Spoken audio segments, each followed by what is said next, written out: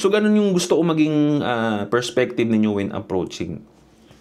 May mga time talaga pare that, girls will have other attention.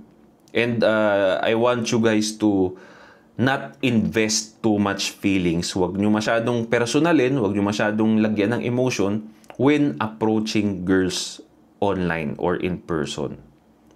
Because the fact na nag-a-approach pa lang kayo, binibuild up nyo pa lang yung attraction. Kumbaga, yung mindset na it is what it is, pinansin niya ako, okay. Nag-reply siya ngayon, okay, try ko na lang ulit bukas. Okay? Baka kasi may ginagawa siya ngayon. Pag hindi nag-reply pare, don't take it personally. Wala yan eh. Ganun talaga eh. Nagbi-build up ka pa lang ng emotion. Nagbi-build up ka pa lang ng attraction eh. So try mo na lang ulit bukas. Balik ka na lang ulit bukas. Nang may 20. At itaya mo ulit sa puti. Kahit 20 lang para hindi ka masyadong malaglag. Yung 20 na yun represents your emotions. Okay? Para pagka nag-reply, okay. Pag hindi, baka